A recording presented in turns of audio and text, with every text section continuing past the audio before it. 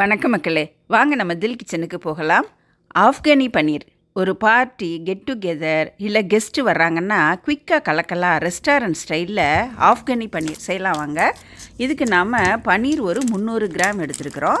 இந்த பன்னீரை கொஞ்சம் பெரிய பெரிய பீசஸாக கட் பண்ணிக்கலாம். ரெக்டாங்கிள் சைஸ்லேயோ அல்லது ஸ்கொயர் சைஸ்லேயோ பீசஸாக இதை கட் பண்ணிக்கலாம். நான் இன்றைக்கி ரெக்டாங்கிள் ஷேப்பில் கொஞ்சம் பெரிய பெரிய பீசஸாக கட் பண்ணியிருக்கிறோம்.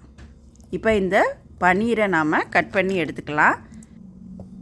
நான் இன்றைக்கி ரெக்டாங்கிள் ஷேப்பில் கட் பண்ணியிருக்கிறேன். நீங்கள் விருப்பப்பட்ட சைஸில் விருப்பப்பட்ட ஷேப்பில் கட் பண்ணிக்கலாம். இதை இந்த மாதிரி நாம் எல்லா பன்னீரையும் கட் பண்ணி எடுத்து வச்சுக்கலாம். இப்போ எல்லா பன்னீரையும் கட் பண்ணியாச்சு. இதை ஒரு பவுலில் சேர்த்துக்கலாம். இந்த பன்னீரை நாம் கொஞ்சம் ஸ்பைசஸ் சேர்த்து ஒரு மேரினேட் பண்ண போகிறோம். இதோட 1/2 டீஸ்பூன் அளவு மிளகுத்தூள் சேர்த்துக்கலாம். 1/4 டீஸ்பூன் அளவு உப்பு சேர்த்துக்குவோம். பெருங்காயம் ஒரு 1/2 டீஸ்பூன் அளவு சேர்த்துட்டு ஒரு கைப்பிடி அளவு கொத்தமல்லி தண்டு இருக்கும்ல, அந்த தண்டை நல்லா வாஷ் பண்ணிவிட்டு இந்த மாதிரி பொடியாக கட் பண்ணிக்கலாம். இதையும் அந்த பன்னீரோடு சேர்த்துட்டு 1 டீஸ்பூன் ஆயில் சேர்த்துக்குவோம். இப்போ இது எல்லாத்தையும் நல்லா கலந்து விட்டுடலாம். இது ஒரு 15 நிமிஷம் ஒரு பக்கம் இருக்கட்டும் அப்படியே. இப்போ அடுப்பில் ஒரு கடாய் போட்டு காஞ்ச உடனே 1 டேபிள் ஸ்பூன் அளவு எண்ணெய் சேர்த்துக்கலாம். இப்போது மீடியம் சைஸில் பெரிய வெங்காயம் ஒரு 3 ஃபைனாக கட் பண்ணி வச்சுக்கிறோம். அதை சேர்த்து ஒரு பெரட்டிட்டு இந்த வெங்காயத்துக்கு தேவையான அளவு உப்பு மட்டும் சேர்த்துக்கலாம். ஒரு 1/4 டீஸ்பூன் அளவு சேர்த்துட்டு இதை ஒரு 3 நிமிஷத்துக்கிட்ட நல்லா வதக்கிக்கலாம். இந்த வெங்காயம் நல்லா வதங்கிடணும். இந்த கலர் மாற ஆரம்பிக்கும். இப்போ நாம் ஒரு 5 பல் பூண்டு சேர்த்துக்கலாம். இஞ்சி ஒரு 2 இன்ச்சு அளவு இஞ்சியை தோல் செஞ்சுட்டு கட் பண்ணி சேர்த்துக்கலாம். காரத்துக்கு பச்சை மிளகாய் நான் ஒரு 5 சேர்த்துருக்குறேன். இதை 2ஆக உடச்சி சேர்த்துக்குவோம். முழுசாக சேர்க்கும்போது வதக்கும்போது அது வெடிக்கும். இப்போ பச்சை மிளகாயும் சேர்த்தாச்சு. இது எல்லாத்தையும் சேர்த்து ஒரு 2 நிமிஷம் வதக்கிக்கலாம். அப்போ தான் அந்த பூண்டோட பச்சை மிளகாயோட பச்சை வாசனை இல்லாமல் இருக்கும். இப்போ ஒரு 2 நிமிஷம் வதக்கியாச்சு. இப்போ இதோட நல்ல ஒரு பெரும் கைப்பிடி அளவு கொத்தமல்லி சேர்த்து இதை ஒரு பிளேட்டுக்கு மாற்றிடலாம். பச்சை கொத்தமல்லி வதக்க வேண்டாம். அந்த வெங்காயத்தோடு சேர்த்துட்டு ஒரு பிளேட்டில் மாற்றிடுவோம். இது நல்லா ஆறிக்கிட்டு இருக்கட்டும். நாம் அந்த பன்னீரோட மிளகுத்தூள், உப்பு, ஆயில் எல்லாம் சேர்த்து இது ஒரு 15 நிமிஷம் ஊற வச்சுருக்கோம்.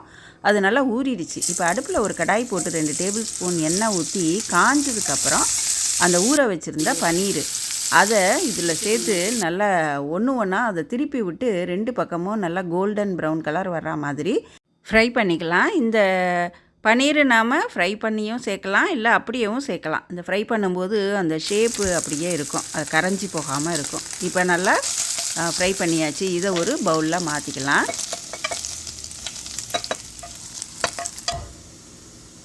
இப்போ இந்த வெங்காயம் நல்லா ஆறிடுச்சு. இந்த வெங்காயம், கொத்தமல்லி, பச்சை மிளகாய் இது எல்லாத்தையும் ஒரு மிக்ஸி ஜாரில் சேர்த்துக்கலாம். இதோட இன்னும் ஒரு கைப்பிடி அளவு பச்சை கொத்தமல்லி சேர்த்துக்கலாம். இந்த டிஷ்ஷுக்கு கொத்தமல்லி தான் நிறைய சேர்க்குறோம். இப்போது தயிர் ஒரு 3 டேபிள் ஸ்பூன் அளவு சேர்த்துக்கலாம். புளிக்காத ஃப்ரெஷ்ஷு தயிராக இருக்கணும்.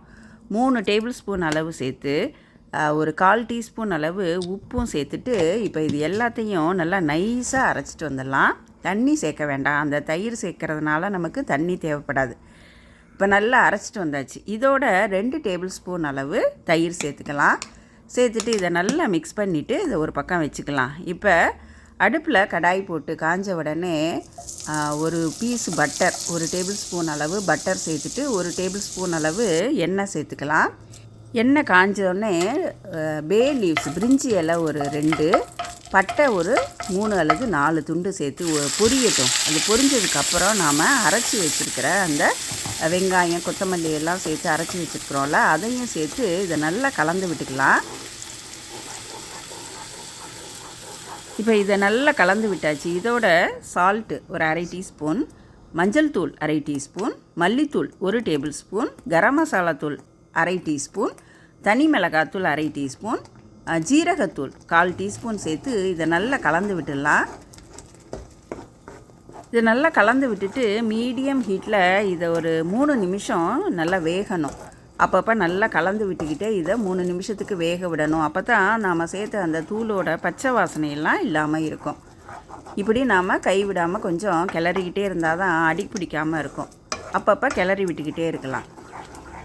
இப்போ இது ஒரு 3 நிமிஷத்துக்கு இது நல்லா வெந்துருச்சு. இப்போ மீடியம் ஹீட்டில் அது நல்லா 3 நிமிஷம் வெந்துருச்சு. இப்போ இதோட இந்த கன்சிஸ்டன்சிக்கு ஏற்ற மாதிரி ஹாட் வாட்டர் ஒரு 100 அல்லது 150 ml சேர்த்துக்கலாம். பச்சை தண்ணி சேர்க்கக்கூடாது.